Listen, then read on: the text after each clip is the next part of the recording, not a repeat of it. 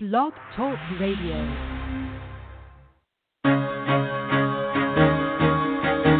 Carol the Coach. Sex, love, and relationships. We talk about it here. Carol the Coach. Compassion with contemporary relevance. I am a psychotherapist. I can be your personal life coach, and I can help you with your issues. There are no problems too small or too big. You can talk about anything. Speaker, columnist, radio TV host, and commentator. Carol the Coach brings messages of wellness and empowerment within reach of everyday people every day. Almost 5 years ago, I lost my soulmate in an accident. He was killed in a plane crash. Life just, for me, has seemed to stop. There are groups all over the city. I teach one.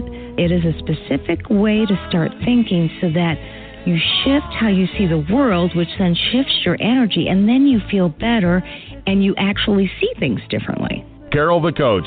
Always available too at carolthecoach.com. Now I've got Russell on the line. I'm 47 years old. I'm a truck driver. I am married. I have a wife in San Francisco. Okay. I haven't been home in 6 months. My thing is, I don't know if I have a sex addiction or what the problem is. Why do I want what I can't have? And as soon as I can have it, I don't want it anymore. You're right on target when you say, I don't know if I have a sexual addiction. Well, guess what? Yes, you do. And you know what? That's my specialty, Russell, so you're at the right place. Continue. I meet women online, and I'm in a different part of the country. I travel all 48 states, so I love sex. I hear self-esteem issues. You never felt good enough, and you didn't feel like you were getting what you should have then, and you're reenacting that now. Do you want to change that about yourself?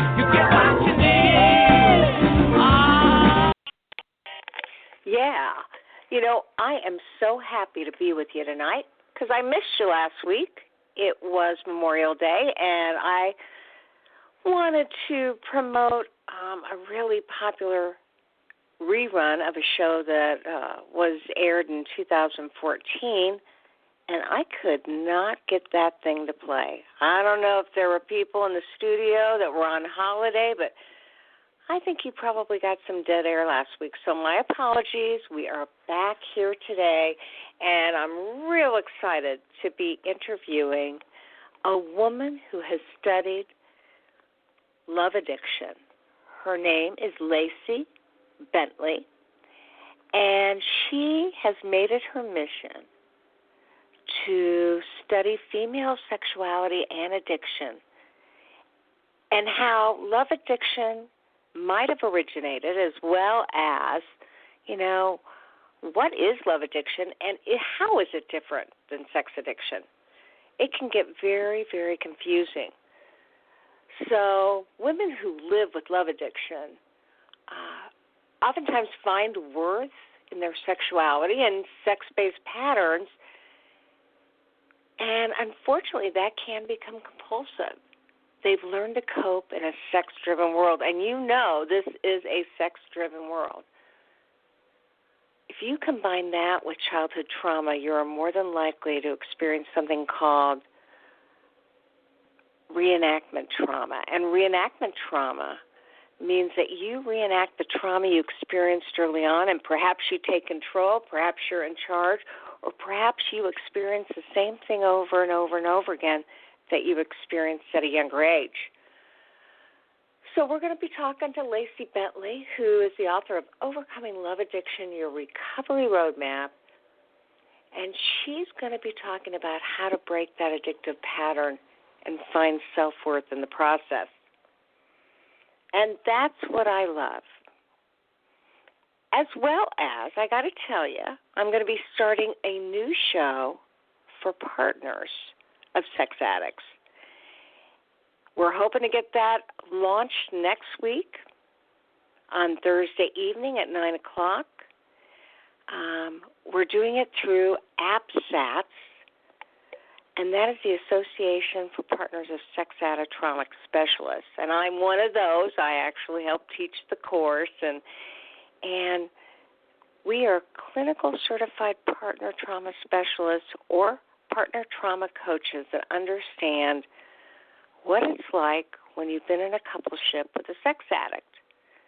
And so we are going to be promoting that show through Blog Talk. And you can find us through iTunes starting next week, and it's going to be called Betrayal Recovery Radio. And that is, again, through Blog Talk. So I'm excited to be doing that. So now we're going to have specifically a program for the addicts and a program for the partners. And you know I've blended the two an awful lot, because what I know to be true is that addicts need to know how the partners feel so that they can right the wrongs and help to regain safety and stabilization. And partners need to know, why did my husband or wife do this to me? I don't understand sexual addiction. I certainly don't understand why it happened to me. So I've really tried to work with sex addicts on this show and partners and couples to help make that a more understandable dilemma, because it is a dilemma. It is super confusing, and it just makes no sense at all. And, you know, one of the things that I realize is that no matter whether you're an addict or a partner, you have experienced trauma, if nothing else, in the fact that you have participated in behaviors that you actually find abhorrent. You may not be able to stop, and you may continue, and it may get worse.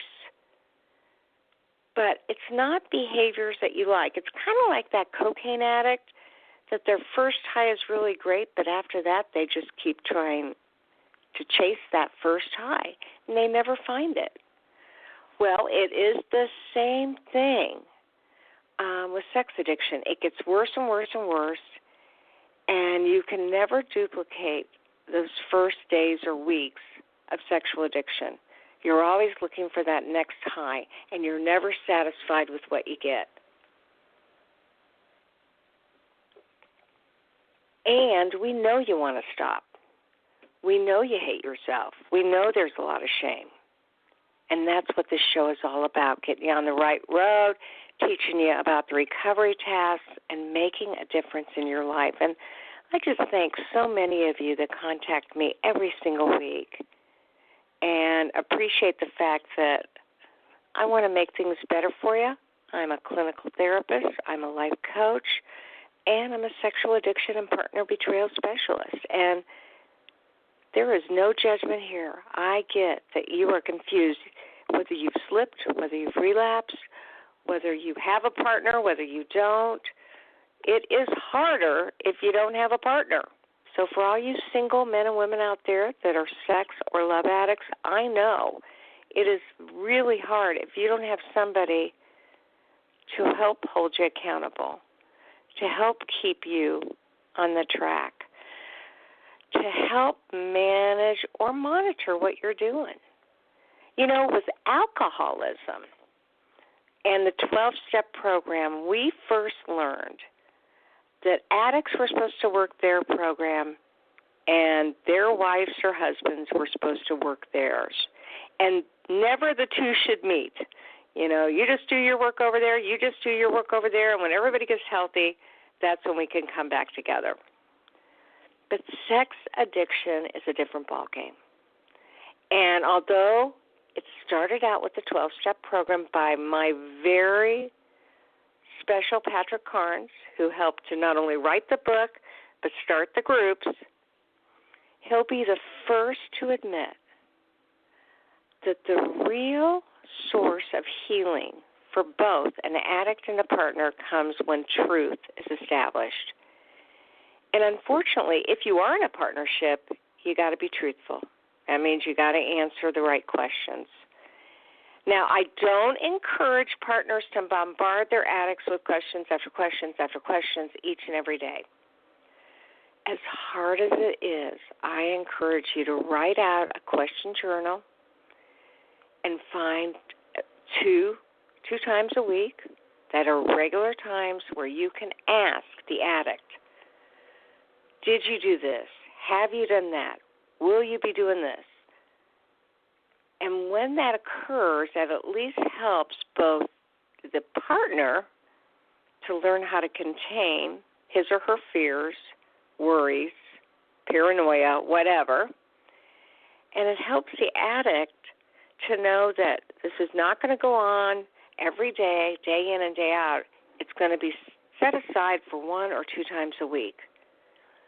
And I want to tell you, I want the addicts to look forward to that time. I know it's hard, but when you are honest with your partner, you can begin to feel good about yourself.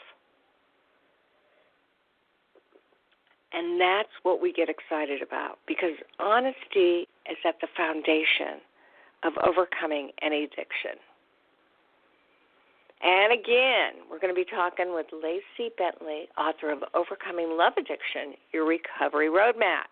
Sometimes what we find is that somebody does not have actually a sexual addiction.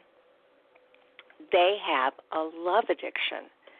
And they may use sex as a vehicle to work on compulsive sexuality. But that's a different ball game than what sex addicts have to deal with.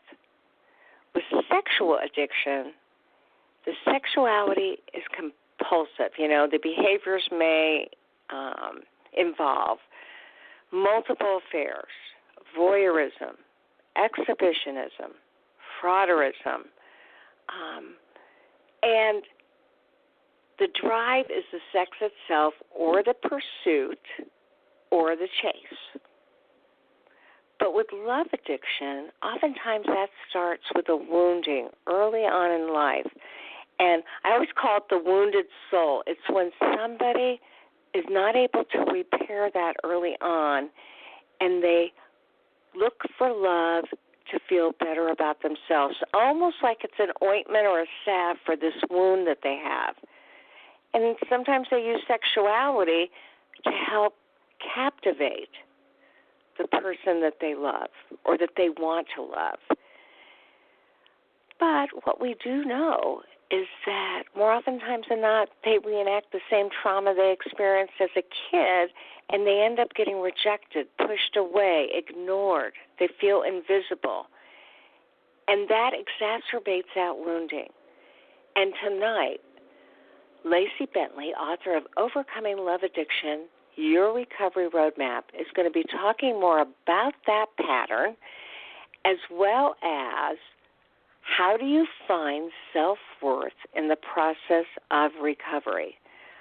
She's made it her mission to study this condition. And for a lot of people, they don't know the difference. So, Lacy, welcome to Sex Help with Carol the Coach. Thanks, Carol. How are you? Yes, I am well. And I tell you what, I just was looking at Amazon today, and your book, Overcoming Love Addiction, if you get the Kindle version, it is absolutely free for today.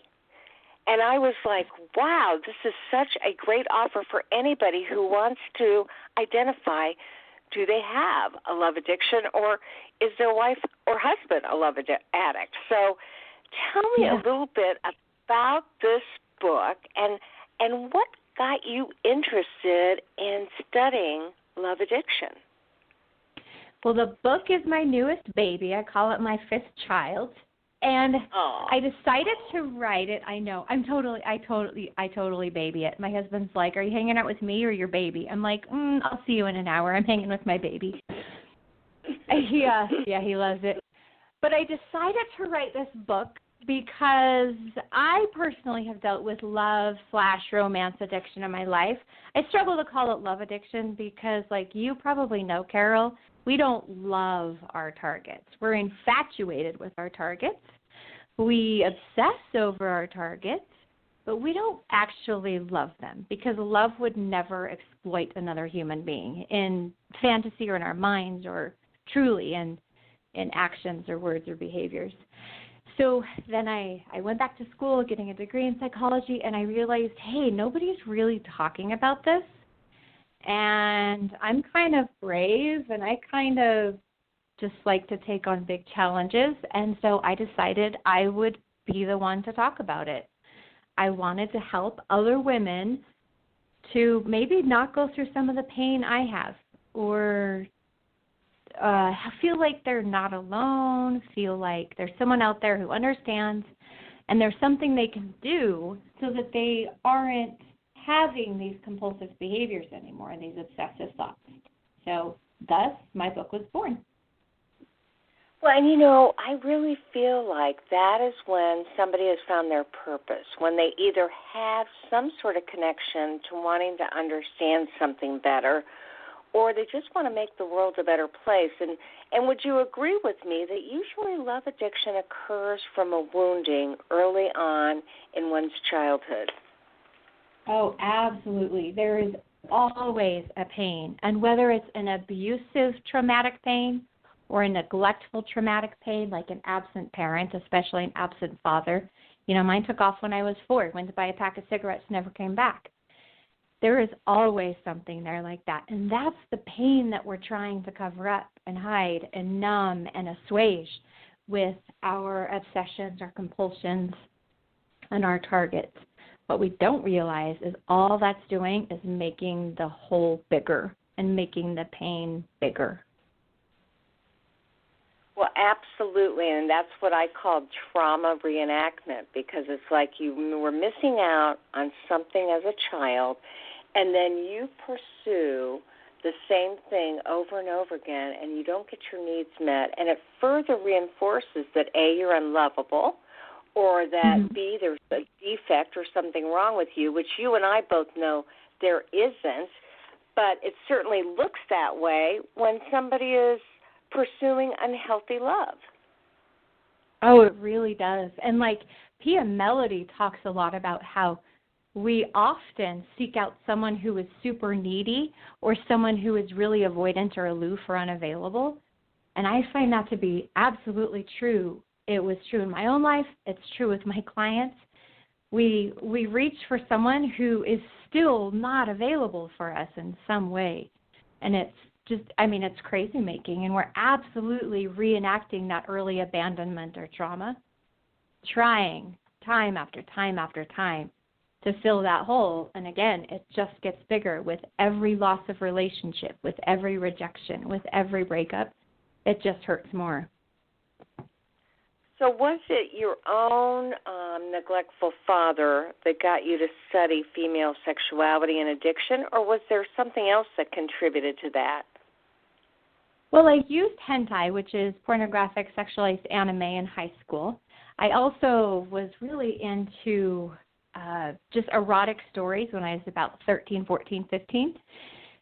Because, I think we're all curious. We're all sexually curious. And I run across this stuff and I go, wow, this makes me feel something I haven't felt before. And, hey, it makes this loneliness and isolation feel a little bit better for a while. And so I learned that through fantasy and through these stories and through hentai that I could calm that pain for a little while. And it was so powerful. And then we've got this cocktail of these sexual and emotional attachment neurohormones and neurochemicals going on. And it just is, it's so incredibly powerful getting a dose of that cocktail. We go back to it over and over and over again. And so then in college, I started researching, what's out there about female and pornography usage and sexual addiction. Because, as an undergrad, you need something cool to study and something you can put a lot of time and energy into. And I thought, hey, this sounds fascinating. I want to help women have healthier sexuality, not even realizing that this was my own issue and that I needed this, and that's why I felt drawn to it.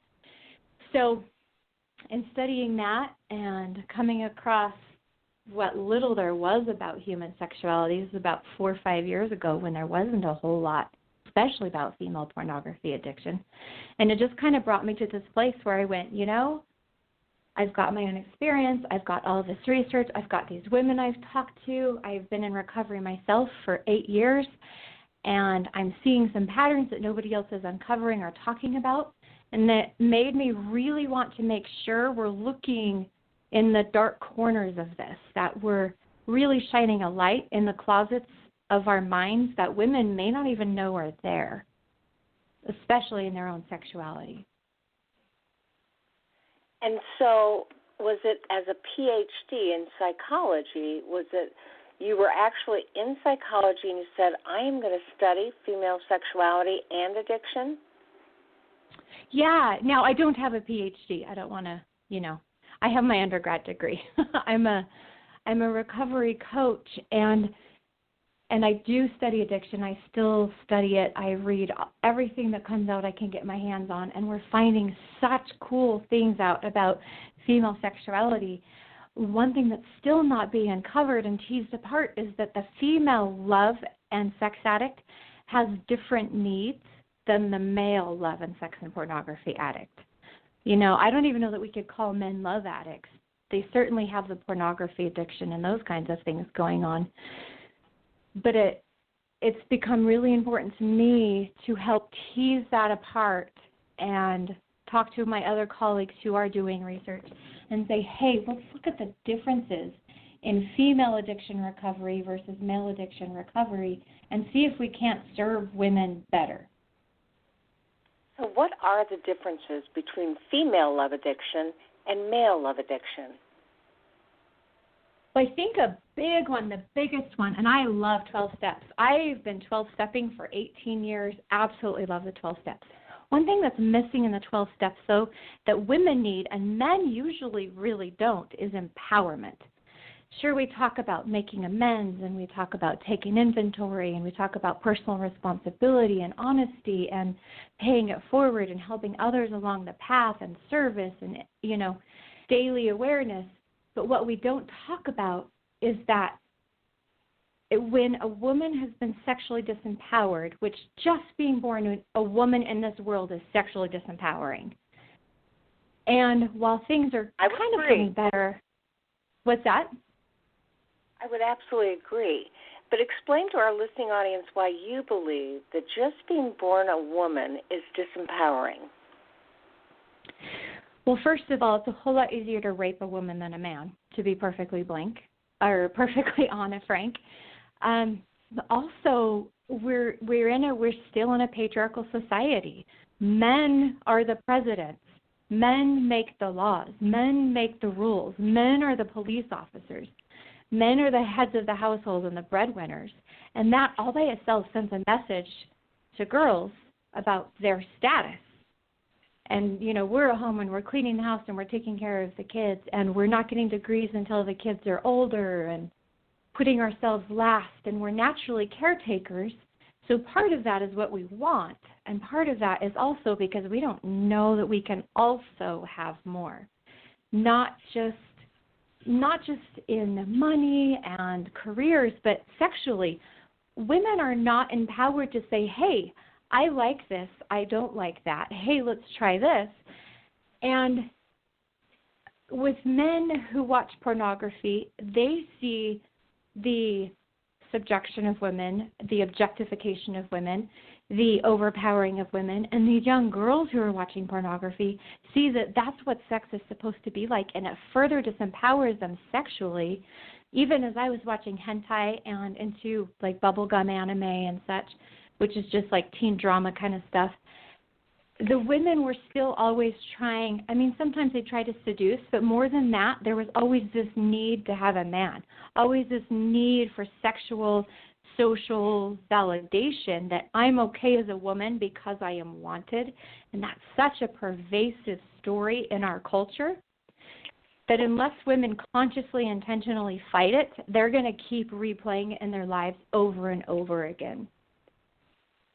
Yeah, that makes total sense. So now let me ask you, obviously there's already this predisposition against women because, again, women can't rape men, men can rape women, and women are objectified. Tell me, when you are studying female sexuality and addiction, why do you believe the fantasy can actually be harmful? And, where does it come from? How do women get trapped in fantasy worlds without even realizing it? Well, first, I think it's important to recognize that as women, we are creators. We grow the next generation in our bodies. Talk about power. We create countries. We create homes. We create life. And we have this power that's given to us by God, by source, by spirit, by universe, whatever you want to call it. We have this ability to make something out of basically nothing. And it's an incredible power. Well, fantasy is just an extension of that power. So thinking about, I'm getting ready to move into a new house. We've built a home. And thinking about, okay, what color of curtains do I want? What color front door do I want? There's planning that's part of creation, but sometimes that goes haywire, especially for a young girl who needs an escape from reality, whether it's because of loneliness or neglect or abuse. And we get something called dissociation, where she just stops really engaging with her life and spends a lot more time in her head. That's a defense mechanism, and it can be very helpful for a young child to be able to cope with the pain in their life. But as we become adults, we need to take a look at that, find out what's under that dissociation, what pain is there that hasn't been resolved, and resolve it. And if we don't, we spend way too much time in fantasy. We spend a lot of time distracted, whether it's with social media or reading books, or even I caught myself when I was in school. Getting straight A's became the fantasy. It became the drive in my life.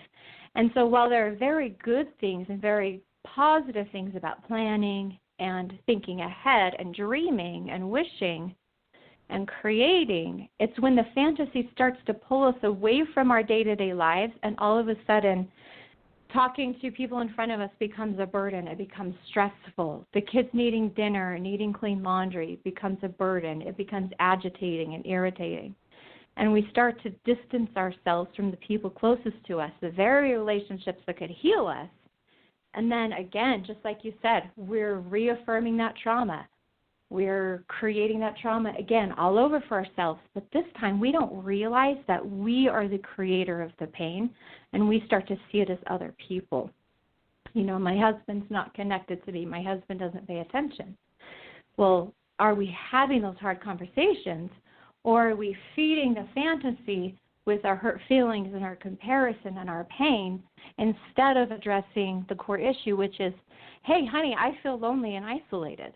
I feel like we don't have enough time together, Exactly. And that really means being able to assess your situation and then assert yourself, have good communication with whoever your partner is. But you're saying that more people than not, if they're prone to addiction or prone to love addiction, they'll go into fantasy to avoid dealing with reality and to create the reality that they want in their own head. Yeah, and that reality can be so alluring and so intoxicating. Absolutely. So that's how women get trapped in that fantasy world without even realizing it. Yeah, it really is. And then they look back and hours and days and weeks have passed, and they're going, what happened to my life? The year's going so fast. What happened? Well, how much of it have we spent disconnected from reality? Well, and then again, I can see why the wink of somebody else's eye, a warm smile, a nice comment from somebody else becomes the fantasy that they're really looking for, to feel loved and appreciated and admired, and then they recreate that fantasy world, combine it with sex, and create a love addiction that becomes compulsive. Well, yeah, and we take our creative powers and we take what was a warm smile or a kind gesture from a male colleague, and all of a sudden, in our mind, there's so much more than was really there, because we're craving that, we're needing that, we're not getting that in our real lives, and it can be so easy to see something that's not there in a relationship of, a heterosexual friendship or whatever.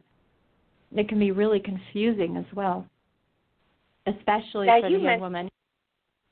Yeah, you mentioned Pia Melody, who's kind of like the guru. She's the god of love addiction.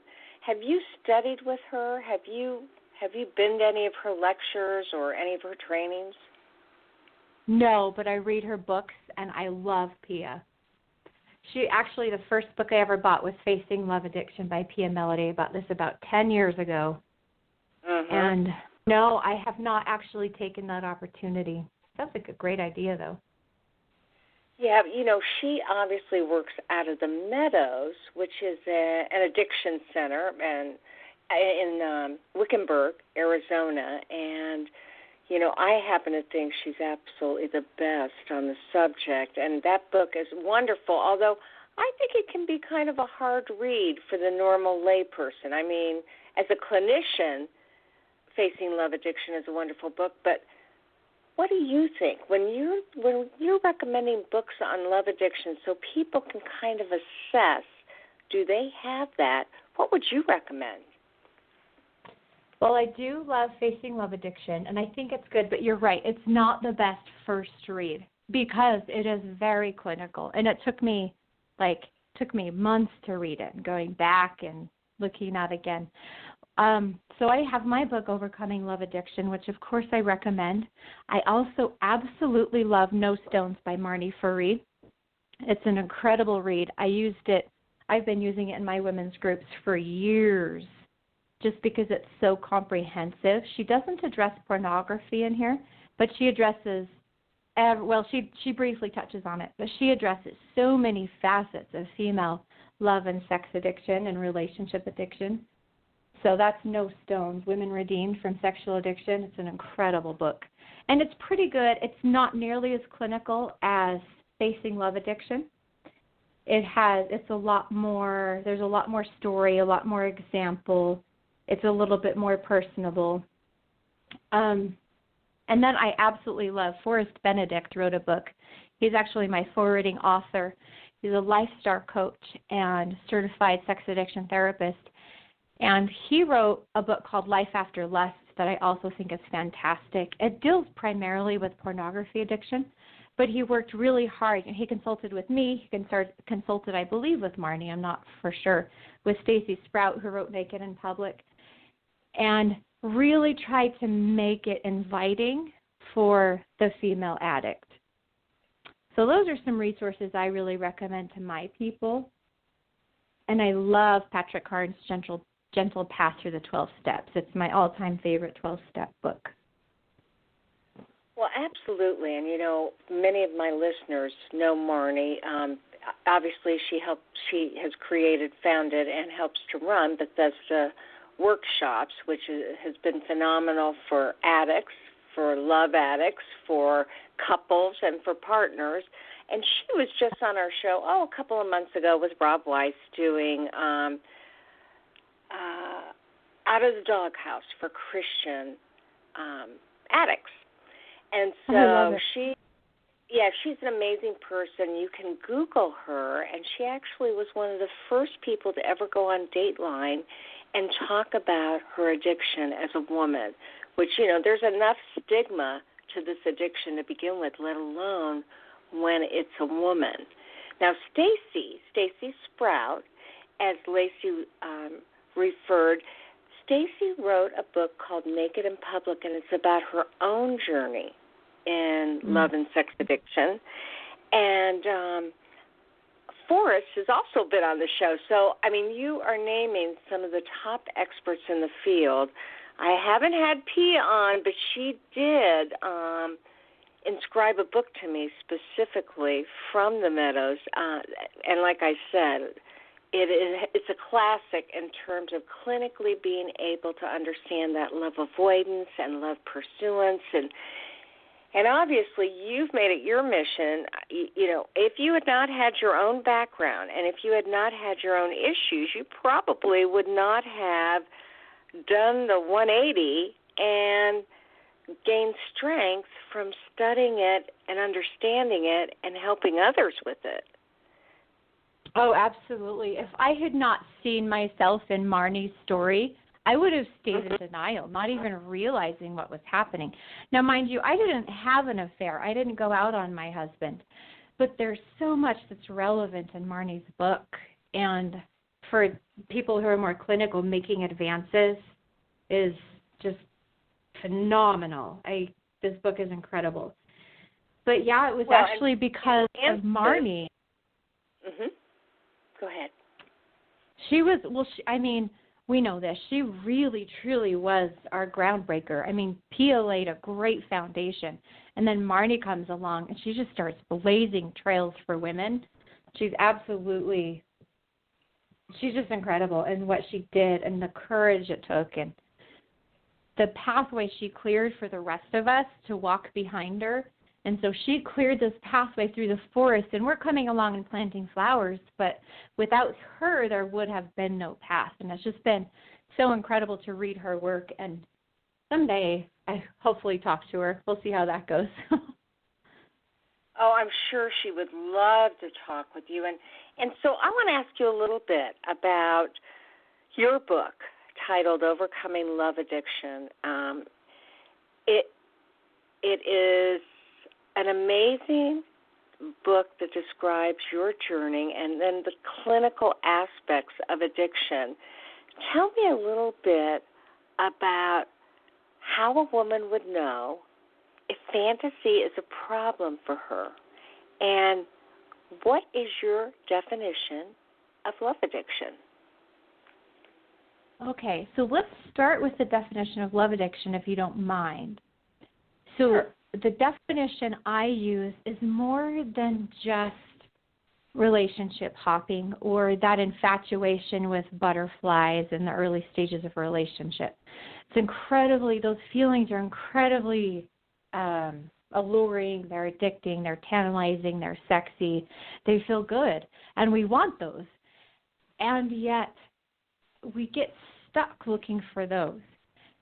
But I don't stop there when I talk love addiction. I go a little bit deeper and a little bit broader and say anything that is based on your need for romantic, intimate love in your life that drives you to do something compulsive, that is not feeding your soul, but is instead distracting you from the truth of your pain and the truth of the people around you who are available for your connection in healthy, appropriate ways. That's the definition I use. So whether that be, for me, it's been at one point it was hentai. At one point it was those like kind of fan fiction kind of things. There've been crazy fantasy relationships in my head.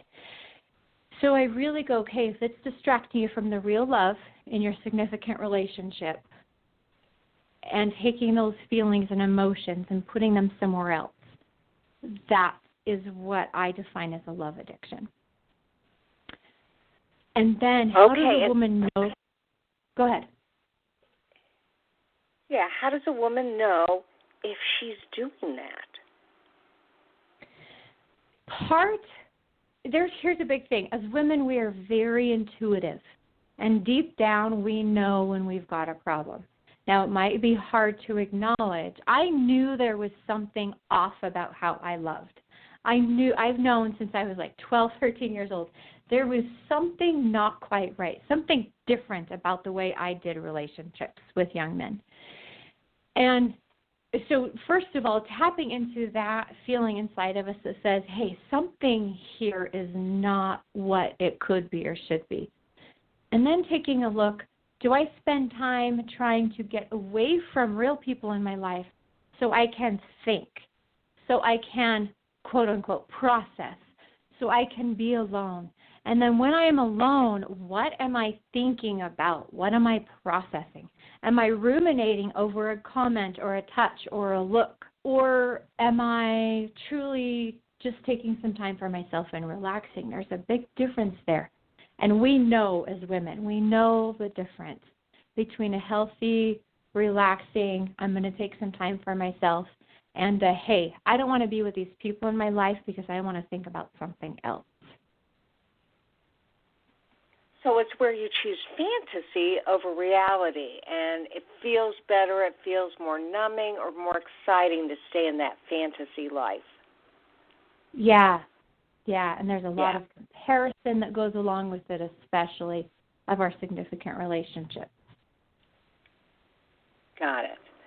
Okay, and so clearly, if we have listeners that feel that they may have a problem with fantasy relationships, And I can speak for the fact that I have a friend that whenever she meets somebody, she's married him in her own mind within the first 3 weeks. She imagines what their kids are going to be like. She imagines their honeymoon. She imagines their life together. And I'm like, Susan, you don't even know this man yet. Slow it down. Yeah. She's addicted to the fantasy. Well, and for some women, there's the fantasy of, okay, well, if my husband dies, who would I marry next? Or who could I date? Or what kind of situation would have to exist for he and I to be able to be together? Same kind of thing. It's really, really alluring and so very destructive of the very real relationships in our lives. Absolutely. So, again, if we've got women out there listening and they're wondering, gosh, could that be me? I'd like for you to tell them a little bit about your program, that roadmap to recovery that would help women deal with the possible fantasy or love addiction. So my roadmap, I call it Real Love 101, and it's an 8-week values-based course, and the 8 values are in my book, Overcoming Love Addiction. There's a chapter based on each of them, and we take each value. Each week is one value, and we really dive deep into it as a group. There's between 5 and 7 women in each cohort, and we dive deep into that, and we really talk about it, and we pick it apart, and, hey, how does this apply in my life? And I bring additional resources in and additional teachings and educating. We have a one-on-one. Each woman gets a one-on-one with me every week. And then there's homework that they do that really helps them to carry what they're learning throughout the week and helps them to apply it, because I work on having them apply it a little bit every day. I encourage them to spend 10 to 15 minutes at least 5 days a week working on their homework. And it's really incredible to watch them form friendships with other women who are trying to live in integrity and recovery, because it can be hard to find friends who don't, go Team Jacob or Team Edward. Or, hey, have you seen 50 Shades of Grey? It can be really hard to find friendships where fantasy and lust are not a part of the equation. And so my favorite part is watching these women in the groups become friends with each other and be able to form relationships with other women who, just like them, are trying to live a higher law of integrity and fidelity in their relationships, not just their marriage, but all of their relationships. Okay, so tell me and my listeners, how could somebody join your recovery program and become part of the group? So I have a website, herrecoveryroadmap.com. The best way is to shoot me an email at Lacy, Lacy, at herrecoveryroadmap.com and say, hey, I want more information. And I'd also be happy, anyone who wants a copy of my book, and I have a PDF of the book. I love to give it to people. You can go get it on Kindle. If you have like Amazon Prime or whatever's on Kindle, you can download it for free. Awesome. And my contact information's in there. You can buy a copy for $3.49 if you don't have the Kindle, whatever it is that gives it to you for free. Or send me an email and say, hey, I'd love a copy of your book, or I'd like to talk, or I wonder if your program's right for me. I love being reached out to by people and hearing women's stories and watching them just wake up to reality, because once women recognize what they're doing, they are empowered to change it. They can do something about it as soon as they're willing to look at it and say, hey, this might be me. There's so much more they can do to change their life and improve their relationships like they really want to. Well, excellent. And then if they decide the program is for you, you interview and register them, and they get to join one of your groups? Yep, they do. Absolutely. So there's, they email me and say, hey, I'd like to learn more. Okay, great. I send them out 4 questions. Say, answer these questions for me. Here's a link to my schedule. Jump on my schedule. We have what I call a pre-enrollment call. I answer all their questions, get to know them a little bit I want to make sure that the women are going to feel comfortable and fit in with the group I'm currently running. Or I might say, hey, I'm going to wait and put you in the next group because I feel like you'd be more comfortable with those women.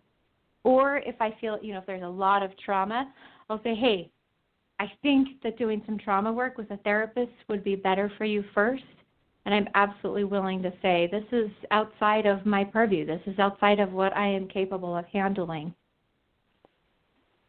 Yeah, it sounds like you have a lot of integrity when it comes to helping women to look at this issue, figure out what's in their best interest, and then plug them in to the best of your ability.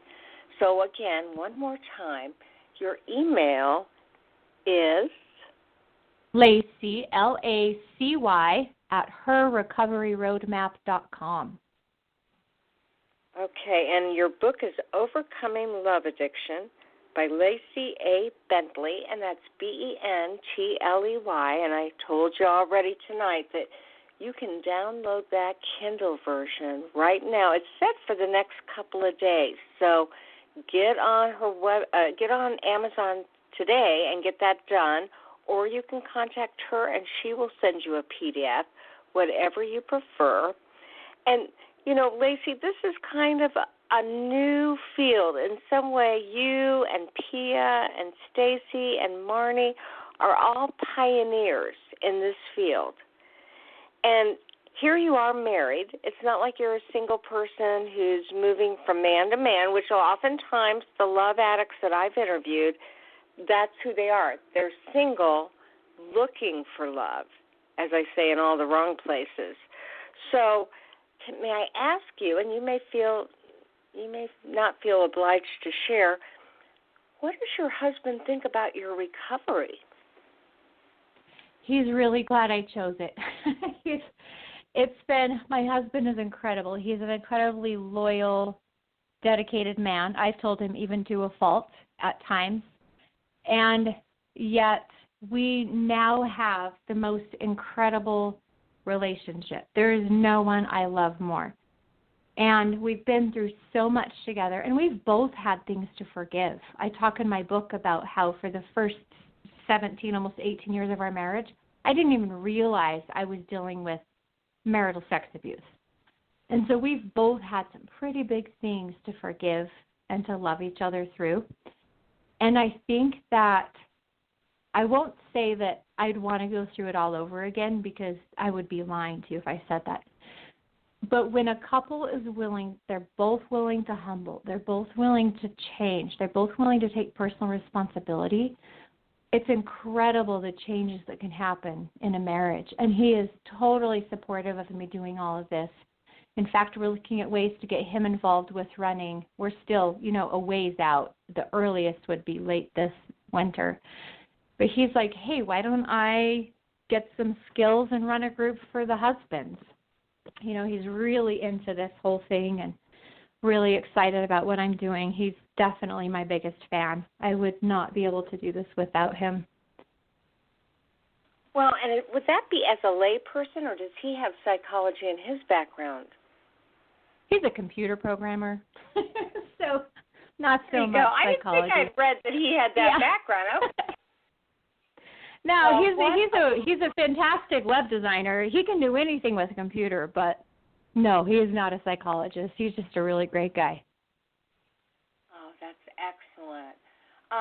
Well, I'm very impressed. There is no doubt about it with the way you've been able to navigate through this and make it your own. I mean, it is really your full-time living. Is that not correct?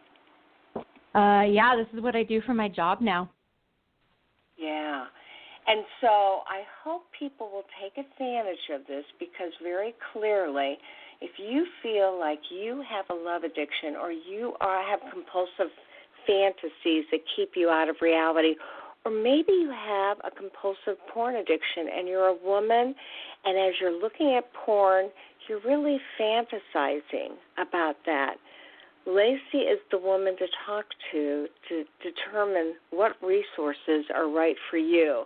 And if we can just circle back around one more time, that a woman would know if she had a porn addiction if she was disconnecting from real people to use porn. That's really what any addiction comes down to, is disconnecting from relationships to do something that is not truly feeding your soul. Okay, and would you say that's avoidance, or that's numbing, or that is producing dopamine to get a hit, if you will? Can I say all of that? It's all of that. It's all of the things. It's all of it. Okay.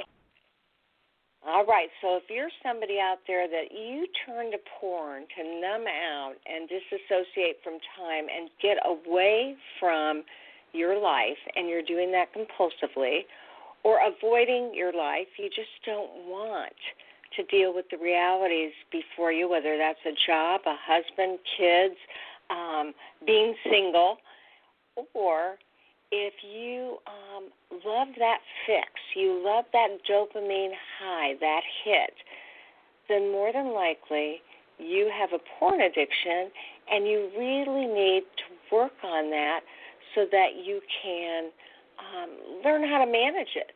Because when you don't learn how to manage things, then it manages you. And when your life becomes uncontrollable, your life also falls apart. Would you not agree? Yeah, absolutely. And, you know, it's not just about the porn. It's about clubbing. It's about infatuation. It's about flirting. It's about anything that we use as women, to distract us and make us feel better instead of facing the very real issues in front of us. Yeah, I definitely agree with that. So in terms of parting words, what would you tell our listening audience to help guide them if they're feeling like they might have a love or porn addiction? I would say it's very natural to feel overwhelmed and a lot of shame and a lot of fear and a lot of, holy crap, what do I do now? And so I would just encourage any woman to take a deep breath, remind yourself you're not alone. If you were alone, this podcast would not have happened. If you were alone, all these other interviews, these books, Marnie, Pia, me, Stacy, we would not have written our books. You are not alone. This is actually a very, very common thing, especially in our day. It's very common, and there's help for you. There are people you can go to. There are people who have walked the path. There are people who have blazed trails or planted flowers or whatever. You're not alone. There is something out there, and just keep searching until you find what truly fits, and realize that it's not always going to look the same for everyone. And for me, I've been working on this for years and years. I've been through multiple programs, read lots of books, done my own research, even got a degree. No, one thing is not going to fix it, but you're going to be led. If you're serious, you will be able to find what you need, what you're ready for, what the next thing is for you, and learn to trust that. That's one thing we forget how to do, or that we stop doing as women when we get into these issues. We stop trusting ourselves. But as you learn to trust yourself again and live in the moment and stop disconnecting, help will come. The resources you need will show up for you. Yes, earlier in the show, you definitely indicated that women have good intuition if they just pay attention to it and honor it. It's probably never going to steer a person wrong. As long as we're responsible with it. So, yeah, we can definitely learn to trust ourselves again. And there's a peace that comes when we know we're on the right path that you just cannot get any other way. It might still be scary, might still be terrifying, but you just know it's the right thing. Absolutely. Well, and if you doubt, send me an email. There you go. She is there to help you and support you if you have any questions about fantasy, porn, or love addiction. And you can go to her website or Google her book, Overcoming Love Addiction. And thank you again, Lacy, for making it your mission to not only educate people about this condition, but to provide them resources that will help guide them into recovery. Really appreciate it.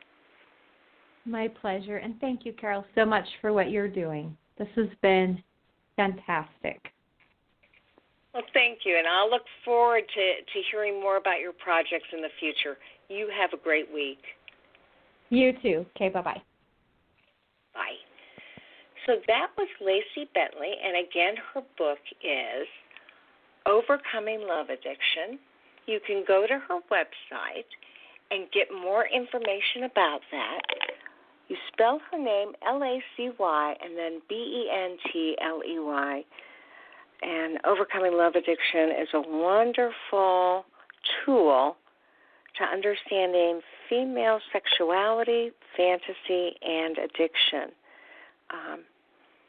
So, as usual, we do our best to figure out what it is you need and to make it your own. And so I will see you next week. Now I'm kind of looking to see who am I interviewing next week. I'm going to be interviewing Gavin Sharp. So, you know, you can email me at carol@carolthecoach.com if you have any questions. Go to my YouTube channel, Sex Help with Carol the Coach. Obviously, it's the same name as this show. And see what I have to say to addicts and their partners and couples in general for getting healthy and finding recovery. And as I say at the end of every show, you know, there will always be one of you at all times, and I fearlessly want you to have the courage to be yourself.